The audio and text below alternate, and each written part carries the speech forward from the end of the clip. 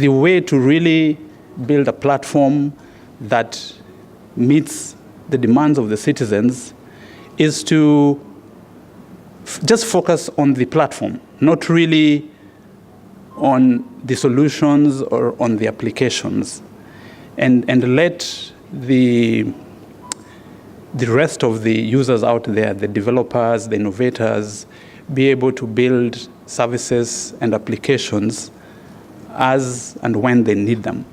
The platform is not a solution in itself. It's just a medium or a forum that allows solutions and services to be developed by as many people as possible. Thank you. Okay, afternoon everyone, and I hope we still maintain the energy because it's straight from lunch, and with this heat, I know it's easy for the calories to reduce and the hype to go down. So my name is Kanyua. I work at Oracle as an enterprise architect. So certainly the naming of this topic really resonates with what I do because what architects, enterprise architects do is to look at a lot of moving parts, and government is a very good use case of things that are moving left, right, and center. You have a lot of ministries, departments, agencies, data at rest, data in motion, citizens with expectations, foreign nationals, aliens, name them. And all these moving parts have expectations. The government, of course, we know very well, has to keep data, has to be consistent, has to give us dependable platforms. And at the same time, the citizens of today, you know what has happened with the digital disruption. We have very high expectations. We want you to know me, the government. You need to know me all the time. KYC, the same thing banks do, the same thing telcos do. And after knowing me, serve me consistently and solve my problems. And after that, I will still expect you to delight me. So as an architect, and I work with many representatives from the public sector, not just in Kenya, but across the region. So I find commonalities, and we are going, of course, to explore them. But my view of what a platform should be is, one, we need to understand that the government is a massive enterprise with a lot of moving objects, a lot of moving parts. So most technology vendors, and of course I have a prejudice on what Oracle does because I work there, but essentially what cloud providers are doing is to give you not only solutions that you can, not only solutions that they run off their public cloud, but they give you infrastructure, platforms, and applications that you can run on a private cloud so that it can meet the data residency rules, it can meet the expectations of security and the throughput and the latency that you require. So there's no limit really why we shouldn't have a platform that many players are having. But certainly, we are going to drill down on the discourse. I will let my other panelists have a chat. Thank you. Thanks, Joe. Edwin? Thank you. As part of my introduction, I have a presentation that I'll just take you through. I'm Edwin Wanyama, and I work with the Kenya Trade Network Agency. My experience is majorly in applications development, having been a systems analyst and systems developer. I manage software applications at Kenya Trade Network Agency. Regarding government as a platform, I just want to illustrate with what we are doing as Kenya Trade Network Agency, providing the Kenyan National Electronic Single Window System that then presents, that can give us a view of an example of the platform that is serving and sorting out issues in our economy today.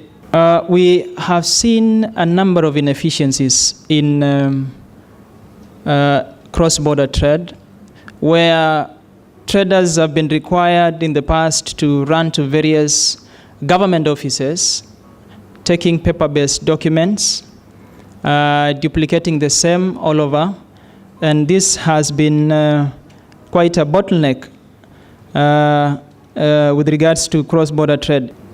Based on the UN CFAC recommendation 33, that we're providing a single window system, a platform that enables the trading community to lodge, to do a single lodgement of electronic documents that then are routed to the various interveners in the government. So it's a facility that allows parties involved in the trade and transport to lodge standardized information and documents with a single entry point to fulfill all import and export and transit related regulatory requirements. So in short, that is what we are providing, and as an agency, and then there are a number of lessons in the process that we've learned that provide key insights that we'll be sharing as we proceed to discuss this topic. Thank you. Afternoon all. Good. Once upon a time, not very many years ago, when you wanted to apply for your tax compliance certificate, you had to come with a form, duly filled, and an attachment. That attachment used to be your PIN certificate. You see, you are asleep, you didn't get the joke. You are applying for a PIN, tax compliance through KRA, but the same KRA is asking you to come with a photocopy of a PIN certificate. Now you are getting it. The only constant thing nowadays is change. Change is the only thing you cannot change. Through the years, we've been forced to change a lot. Right now, you go to a hospital, when you're being discharged, you're being asked to take a manual copy of your national hospital insurance card or something like that.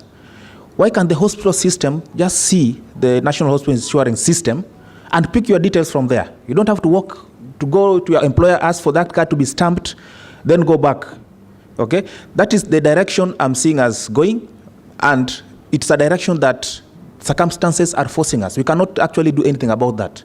We just have to go that direction if we need to improve the infrastructure and the way we do things in the country. Thank you. Good afternoon, everybody. My name is George Anyango. I'm the director of IPRS, acronym for Integrated Population Registration System.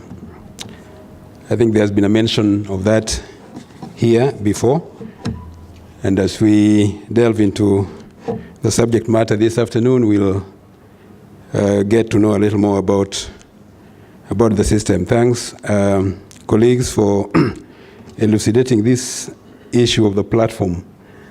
I think on that basis, we can then start discussing what we are engaged in as government and see whether what we are running qualify to be called platform. IPRS is a government initiative aimed at creating one comprehensive database of all people in this country, whether they are Kenyans or foreigners. And that database is electronic. And this is born out of the concern that has been there, that the databases that we have are disjointed, disparate, and they have no interface at all. So much so that you can exist in each and every one variously with different identities, and nobody would be able to tell. And so we have one database, largely still work in progress. But I can tell you now that out of a target of 42 million Kenyans that we estimate the population of Kenya to be, we have 35 million records in that database as we speak now. We are working towards bringing the balance in, and in due course, we should be able to talk of that database as the single point of truth on identity. So, Mr. Chairman, I want to leave it at that and hope that what I have said so far can elicit more reactions so that we can give a more expose on what IPRS is. Thank you so much. Yeah, my name is Joseph Kuria from the Commission on Revenue Allocation. Mine is two questions and appreciation of the fact that you've come from far.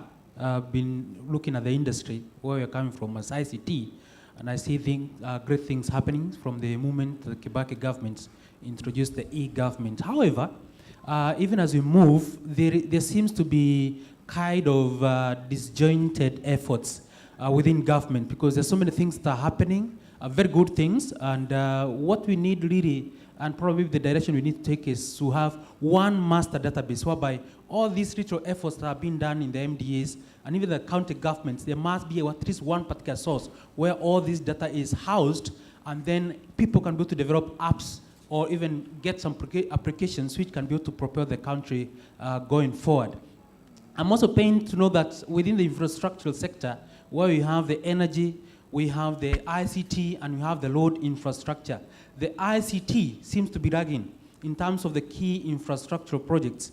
If you look at the national optic fiber that started about 8 years ago, and we're not yet through. If you look at also the open data project, also not through many years. But when you look at the SGR started to get leadway, it started the other day, and some was now being finished. If you look at the Thika Road, it was done almost in three years. Look at the green field, the airport, almost 3 years. And you ask yourself, what is really happening within the ICT infrastructure? And it all goes down to, is there really commitment towards really funding the ICT sector? And this is not only to the national government, but also even to the county government. If the national government would want really to have these mega key flagship projects for the ICT going, it's only 3 years, and we have all these projects going. We don't even need the donors, because it's just a matter of committing, having the resources, and training our people to be the lead in terms of these projects, so that we don't have to rely on external people to drive these particular projects. Okay. So with that, I would also say that there is also something which is also missing, and which is also dragging us back, and that's the legal framework around ICT. If you look at now the cloud computing, which is actually the trend that's going on, we are lagging behind the registration. Where should the government data be praised? Is it outside the country or internal to the county? That's something that needs to be done on the legal framework. And then again, when it comes also to the payments, we are talking about having online payments, doing away with the cash. But again, the other question comes in, there are other public financial management rules that says that you cannot spend money at source. And yet, we are going to swipe cards, and these cards are international Visa that needs to deduct their money right there. Then, what is it that you're doing as the ICT fraternity, especially us in government, to ensure that really we are conformance, the growth of the ICT is in conformance with the role that we have? These roles are there to be amended to be able to make sure that really that we are operating in an environment which is conducive and which promotes rapid growth of ICT. Because where we have ICT growing, yes, then the country will move at a faster pace. Thank you. Thank you. I think there's one other question. Gentleman in a blue shirt there. Nixon Mageka from USAC, CA. Mine is not really a question, but really a comment that I like the direction you took, that we need champions to look at how we can manage what we are discussing. Because what is coming out is that really we lack the champions to address the issue of ICT, and that is why every year in this forum, the one thing that you will always listen to and hear is that we have silos. And we are not able to break up those silos so that we are able to come up with the enterprise system that can work for the government. In the case of a platform that really everybody, like I think my brother just mentioned, a platform where everybody then can now develop and fill it in so that it is one system that, like he says, data, where everybody is able to pull. We, apart from what I do, I advise the CS Agriculture, and what we are struggling with right now is to look at the whole value chain of agriculture and see how do we automate it to help the farmers at the down level.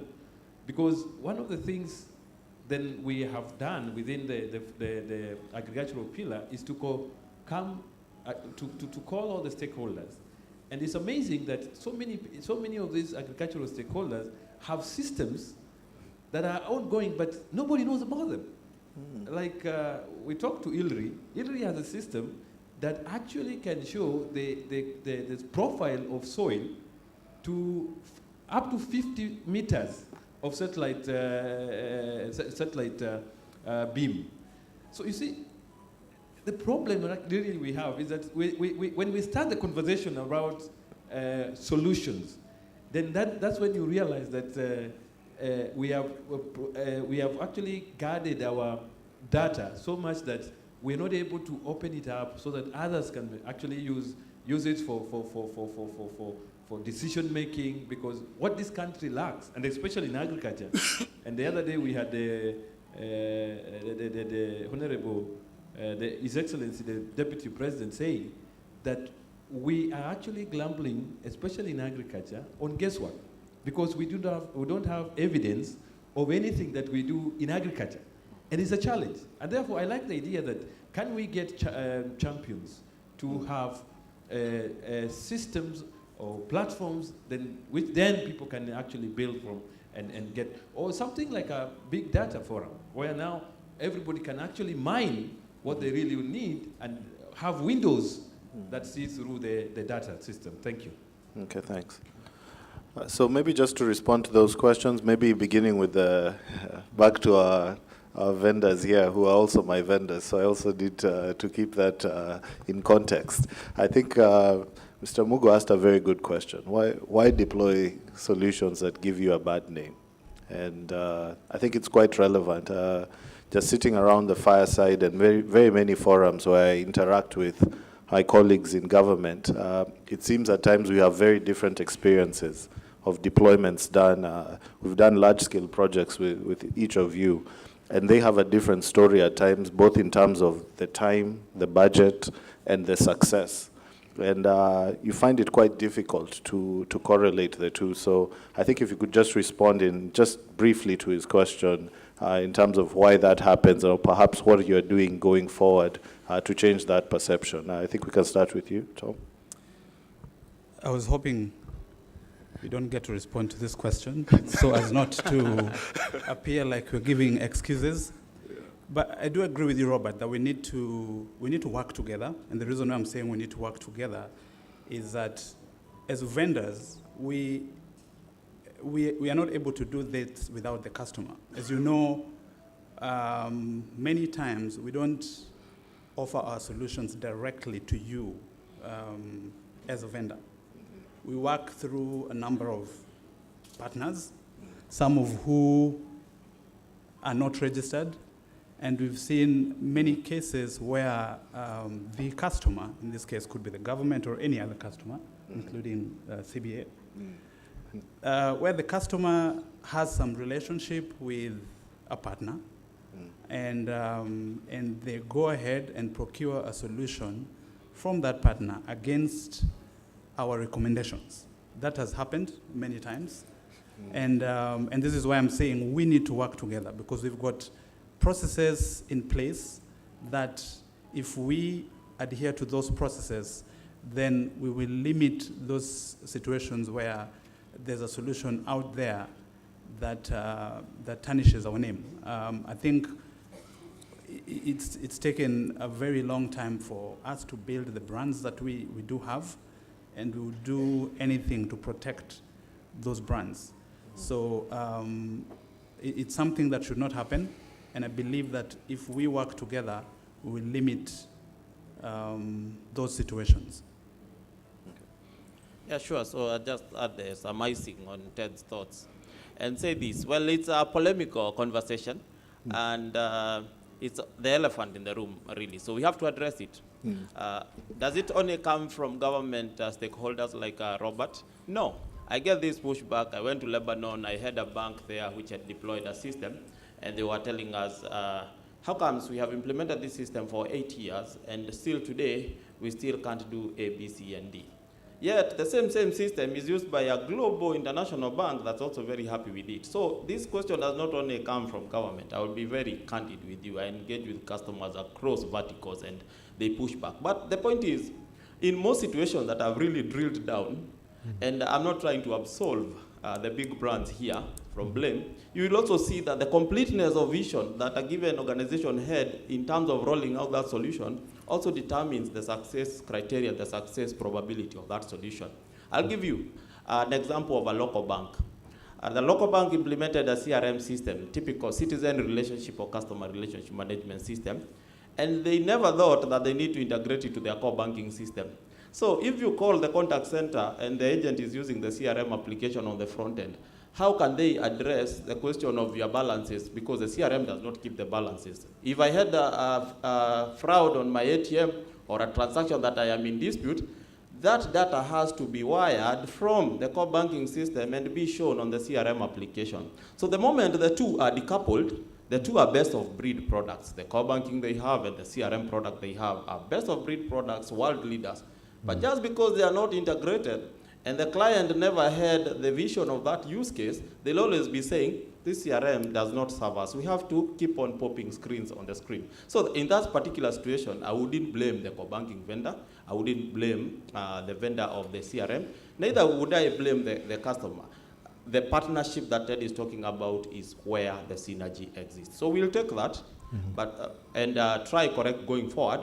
But I also implore all the parties in the ecosystem, in the relationship, to play the role that they should play if we are aiming for success. Okay. I think we need to close. Probably I'll have one of the questions that was asked answered by George, at my director at the far left, as we come just 1 minute, your closing remarks on the topic. So George, I think there was a question about the master data management system, the MDM, and we've at least got an answer on the architecture piece. Could you touch on that and then put your closing remarks, then we'll come down as we finish. Yeah, I'll just make it brief, Chairman. Just to confirm, you know, if you looked at the data structure of IPRS, it's quite broad, and it was envisaging a situation where all these data sets that we're talking about would be incorporated in that data structure. I did say earlier on that it's still work in progress. We still believe that we will achieve our objective, and that is to make this really a comprehensive record of an individual, a profile from the cradle to the grave, and that is important. I think we need to take cognizance of that. Somebody did talk about the need for a legal framework. I cannot agree with him more. I think we need to look at that, especially if you're looking at where I'm drawing my data from. I get data from birth, I get data from the ID records, I get data from passports, I get data from KRA, the PIN, I get data from marriage and divorce records, I get data from NSSF, employment records, and I also get data from data on your historical educational background. So when you look at all that, and all those data sets have got legislative frameworks which are independent, then one really needs to look at all that and see how what I am doing is impacting on the legislative provisions that are contained in those legislations, respective legislations. So I cannot agree more on the need to review the legal framework. I also cannot agree more on the need to have standards. And I think this is something that, this forum should really give a way forward on how to look at this. There was a time when ICTA was coming up with a strategy, which I think really needed to have metamorphosed into a legislation. I'm not very sure that has been done conclusively, but maybe that is something that we need to embrace and see how to bring it to conclusion. Thank you. Okay, thanks. Hargwings, briefly. Yeah, there was a comment from the floor about disjointed efforts. This is actually rampant, and you may not be able to run away from it at times. The reason being Ministry A's requirement might be different from Ministry B's requirements in terms of priority. For example, Ministry A wants to do a HR system now because of issues that they need to address. But Ministry B, that is not really a hot thing. They want to do maybe a transport system or an ERP, okay? But moving forward, maybe we need to talk more. Maybe Robert can assist us here. You need to organize more golf courses, more golf rounds, and for these heads of ICTs. As much as I don't need a HR system right now, I'll learn something from what they are doing.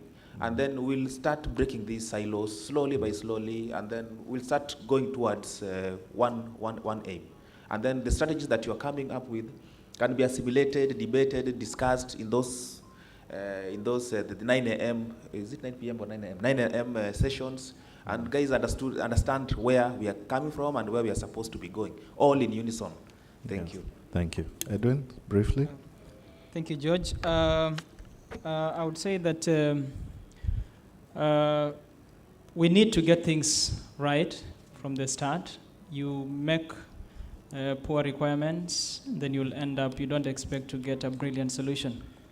We have to get it right from the start, and I'm happy that it's been mentioned very well that we have an ICT architectural framework that we'll need to work within.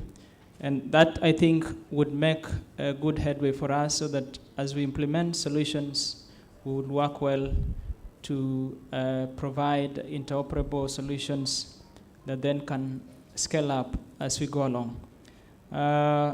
Key also, I would say that it's important for stakeholder engagement. As we come up with solutions, we should not do it in isolation. We should do comprehensive stakeholder engagement as well as that will also provide room for us to make sufficient plans for change management, that when then these solutions are implemented, we have minimal resistance to change. Thank you. Thanks. Okay, thanks, George.